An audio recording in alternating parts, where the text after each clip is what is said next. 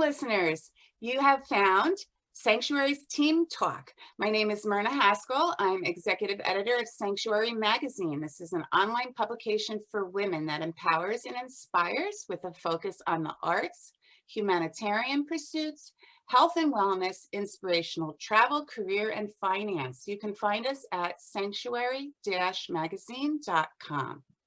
This morning, I'm talking with Laura Pensiero.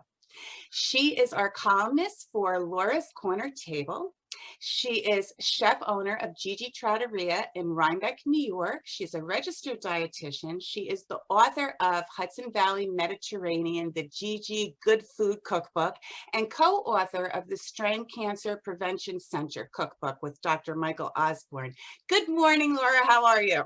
Great, Myrna. How are you? Oh, I'm great. And I just saw you yesterday at the restaurant. So I feel like I'm seeing you a wonderful. lot these days. So that's great. So Yeah, I wanted to start out. This is just my team loves your team. Yeah. So this is just our second episode of Team Talk. I did one a few months back with our columnist, Sandra Bertrand. So just to remind those who may not have seen the first one, we decided as a team that we wanted our community to get to know us just a little better, more intimately. So we thought we'd have these fun conversations so you could learn a little bit about us. But I wanted to start by saying how I met Laura, how I met you, Laura. So I had actually been to her restaurant many, many times. We love the food there at Gigi. And I think I had maybe met her a few times, like just waved hello, but I hadn't personally met her. So it was our dear friend, Ellie Savoy, who Wonderful, introduced us one afternoon when Ellie and I were having lunch there. And Laura told me I had no idea she was an author, and she showed me her books and we just started chatting. And then I think we had a lunch after that. And I was hearing about how creative you are and all these wonderful columns you have previously written for other publications. So I was like, oh my God, can you come work for us? And she agreed, thankfully, because we're so proud and, thrilled that you're with us on our team, Laura. Your columns are fabulous. Thank you. I love the opportunity. Oh, I know. And I just love our working relationship. We have such a good group of women too, don't we? I mean, I think everybody is so on board with our mission, and all of the writers are just phenomenal. They have such great creative ideas. So it's a really nice magazine, I think, to work for. But anyway, I wanted to start out by asking you if you want to share an accomplishment or two over the course of your really diverse career. And you've done a lot of different things. So I know it's going to be tough, but I thought maybe you want to share something. Well, I mean, I have to say the restaurant first, although the restaurant wasn't my primary dream. We can get into that later, but we're marking our 20-year birthday in September, and I think 20 years in this industry is reason to celebrate, especially, having gone through last year, and I just re-signed my lease, and yeah, so I'm giving it more time, and just, the restaurant's been a great teacher for me, about patience, about discipline, about not being so type A, because something in this industry will inevitably go wrong every single day. It's just scaling problems. The restaurant's been an amazing teacher. Okay. Everything 20 years, in my 20 years is perfect. a huge, right? 20 years is a huge accomplishment because, yeah. I mean, we've all seen so many restaurants come and go, right, over the course of those 2 decades. Mm-hmm. So the fact that you're there right in the heart of Rhinebeck and that you're doing so well is great. And I personally saw how you transitioned in and now as we're going out of COVID, and you just really hit the ground running with that. A lot of folks had a real hard time and just didn't know how to handle what we were all dealing with. And I think that what you did during COVID was definitely something that other restaurant owners could take from. I think I had a couple advantages there. One, over 20 years, obviously I've seen challenges before in the restaurant because every business ebbs and flows, and sometimes you're doing better than others. Sometimes you're having a more difficult time than others. And then, so I had a little bit of perspective. And then also my background in public health helped me address the COVID issue a little differently, approach it differently. I did make a decision that I was not going to close, the exception when it was takeout only, but we did takeout from day one. So we stayed very consistent, and I put a lot of safety measures in place. And I think I credit my background in public health and also having faced down other problems. So I just looked at this as another problem that was a big one, but it needed to be addressed head on. Yeah, and I think So I totally agree with you. That's right. You have such a background in health, nutrition, disease, all of sanitation, that you work. yeah. Yeah.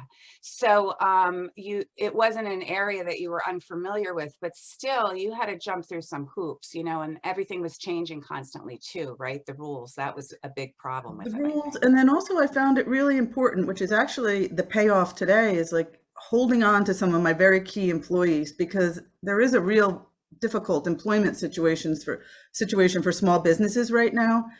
And I can't say I'm fully staffed, but I do have my core people around me, which is wonderful. Yeah, yeah. So, yeah. Well, I have a few fun questions to ask you, and I can't wait to hear what your answers are.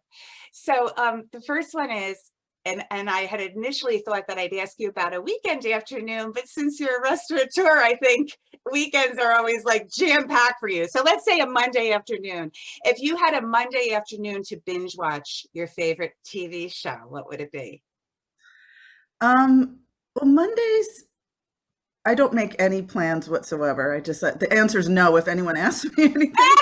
Um, the, I would like to fantasize about the weekend. If I should find myself off an entire Saturday, I would probably watch a very long film, something like Bertolucci's Cinquecento, 5 hours. Okay. What's Because I that never about? have 5 hours to do something like that.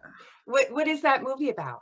It's post-war Italy, or like actually it spans a couple generations, and goes through World War II, and it's just one of Bertolucci's brilliant films that is historical, but also there's a real thread of a story of two boys growing up together throughout the film and Oh, through war. It's his I've seen it many, many years ago, and it's one of those films you could watch again. Very young Robert De Niro oh, and he's in Donald it. Sutherland are in it. Yeah. Okay. Um, I know that you had said previously that when you step off a plane in Italy, you feel like you're home. I remember you saying that to me a Yeah. while ago. So It's it's that's just an nice. incredible sensation, like of calmness, just getting off, whether it's in Malpensa or Fiumicino or Rome or Milan or in Venice. The minute I land in Italy, I feel really rooted, incredibly so. So in a I step previous, off the wheel. oh, you do? Yeah, you step off the hamster wheel. So in a previous life, what was your profession? Um, I think This is fun, I'll go two actually. sides. Maybe a detective, because I am Yeah? really Oh, that's cool. Why um, a detective? funny. A good friend of mine is a female detective, and she's a fantasy cook, and I'm a fantasy detective. Oh, okay. I love that. And part of being in the restaurant business is you're always having to find things out and get to the bottom of situations. So I think I'm I'm half that You're anyway. sort of a detective anyway, right? You're a And restaurant then detective. or like when I was in healthcare, obviously I was a registered dietitian, and I always wondered why I never went to medical school, because I always thought, well, I'm not smart enough to go to medical school. And then I worked around a lot of residents and fellows, and I was like, I'm just as smart as they are. So Right. I thought, Yes, you I probably, are. I probably would have been a surgeon, because they're very decisive. They have to go in and make decisions. And I always admired a lot of the surgeons I worked with. Okay, yeah, yeah. And I know that, and if folks want to read Laura's current column that we have in the July issue on mentoring, she talks about some of these industry giants and people who sort of helped her pave her way early on in her career. And I'll let you talk at the end about what's coming in Sanctuary, what's coming up. Okay. But anyway, I wanted to ask you, if you were to write an autobiography, what would the title be? I maybe the accidental restaurateur, because Okay. I never I really know meant to you've be one. mentioned it before, but I, here's what I want to hear though from you, Laura. When are you going to start writing it? um, it's hard. to write something, while I'm in this industry, I find it hard to get the focus to do a project that large. Um, I think if I ever were to take about 2 months off, I could get together the outline, which is always the starting point for me. Right. Everything flows after I conceptualize. Yep. So if I was to spend some time really outlining this book, then I could take my time filling in the blanks. But I just need a little time for the mind to process and get creative. But Yeah, I know it's what you sort of writing mean. in my head. And you're just your creativity has come out in a lot of different things, I think, in the industry too, though. I mean, your menus are creative. Thank you. The interior and exterior of the restaurant, there's a lot of creative stuff going on there too. Even when you put up the glass partitions at the restaurant during the They're COVID beautiful, era, yeah. you were putting designs on it for the season. Is that something that is that part of the restaurant business that you love, the decorating, the menu creation, like all of that stuff that's a little bit more, on the creative side outside of the kitchen, I guess I want to say.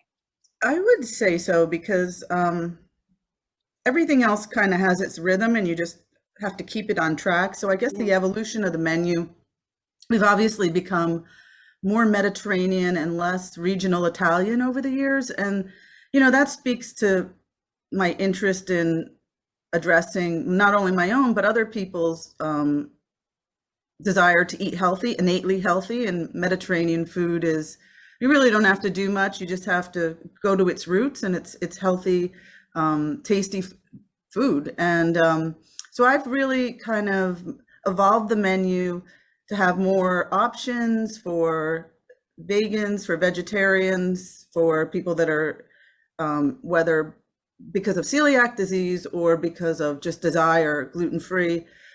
I wouldn't call, it's not a health food restaurant by any means. It's a Mediterranean restaurant.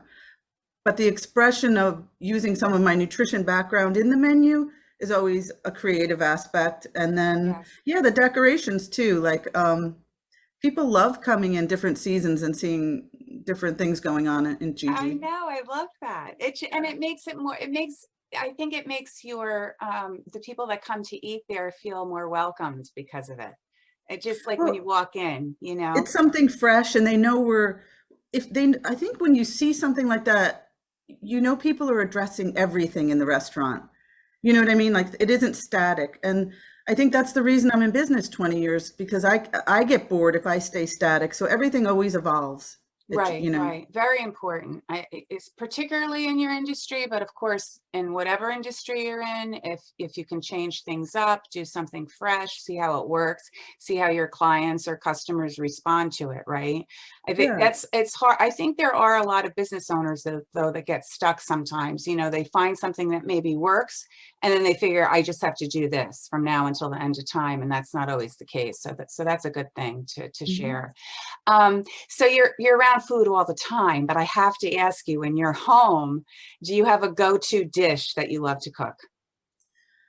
I would say it's really seasonal. It's I really, as much as I always regret that it's fall, because part of our season is over and it's like, we're going, I just don't want to close out like the summer because it's so fleeting, but and raining a lot this one, but oh my goodness, yes. But what I like about fall cooking is just like, I love the ingredients of the autumn, like the harvest squashes, the mushrooms, the braising, and stewing, and just letting things kind of seduce you all day on the stove, and the aromas that they produce. So I would say, like, I like to do like good Sicilian pastas in the summertime, like really like pasta alla norma or alla sarda. Lighter pasta dishes than you would do midwinter type thing. Exactly.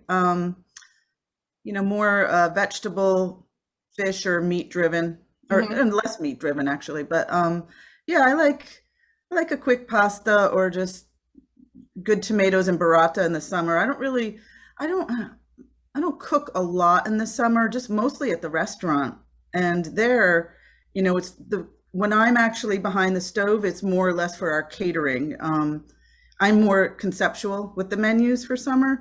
But Okay. like when we've just started, people are entertaining again and they're doing small gatherings. So my easy entertaining order form has been, people have been getting online and ordering and celebrating with small groups in their home again. And it's been fun because that's something different for me. So I Right. always go in early and help our chef execute those menus. That's a lot of fun. Yeah. Oh, good, good. Yeah. So let's talk a little bit about what you do for Sanctuary. So as I mentioned earlier, you have a column that's up now, but it's part 1 of 2. So perhaps you want to talk just a little bit, give us a little teaser on what's going to happen in part 2. And if you have any other ideas, I know I kind of just let you run. Laura's Corner Table is just that. It's your table, it's your space in the magazine. So I know you've mentioned a couple of other creative ideas or things you're thinking about writing. So just whatever you want to say about what's going to be coming up in Sanctuary. Well, our part 2 of the mentoring, I had the privilege of exploring all the people that have shaped and influenced my career and really tried to explain to younger people the importance of these people over your lifetime. They become your peers and your friends, and it's just such a gift. And it's, as I, evolve, I've always tried to do it in different ways through the restaurant, but I'd like to do it eventually more full time, a career in mentoring. And there's so much need out there. Yes, there is. Not everybody's ready for the mentor, but for the people that are ready and they really want an opportunity, I see it's so rewarding. It's something I really look forward to doing, partially in this country, maybe a little bit in South Africa, where my partner's from, Cornelius. And there's certainly need in both places. Yes, there is. There is. And do you feel that because you had such a good relationship with some of the mentors when you were the mentee, that that actually drove you to want to do the same thing for somebody else? Absolutely. My Because I know I career, feel that way too, Laura. Definitely. incredibly. The generosity of some of the people in my life, and just by what they did every day, by tough love, by um, constructive criticism, by shaping, by kindness, by everything that they did. And then also by when it was time for me to move on somewhere, making introductions to people that opened up just incredible doors for me. My career would not be on the same trajectory at all without the people that had helped shape me as a young person. And I gravitated always to older friends and people that I wanted to emulate. I think it's really important for young people to associate with people that they admire and that they want to be shaped by. It doesn't have to be your whole collection of friends, but it's always good to have people that you really look up to in your life. Yeah, I can't agree more. I mean, I had 2 close mentors when I was first developing as a writer, whom are still my friends today, similar to what your journey was. And I've taken young writers under my wing over the course of time and helped them out and, explain to them how to do things, how to approach publishers or editors. And it makes me feel so good doing that. So I truly appreciated part 1. So I Thank you. just want to remind everybody in August, we're going to be seeing part 2 of mentoring so we can see the other side of things from Laura. And if you don't find Laura's creative writing in our magazine, you can find her at Gigi Trattoria in Rhinebeck, New York. So go check out her restaurant if you hadn't so far.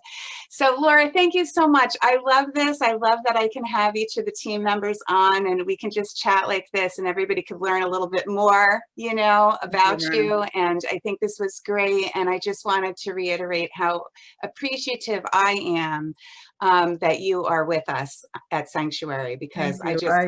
I appreciate your columns very, very much. So thank you for writing for Thank us and you, thanks for Myrna. being my friend. And I guess I'll close as I always do by wishing all of our listeners and our readers good health, happiness, and continued inspiration. Take care.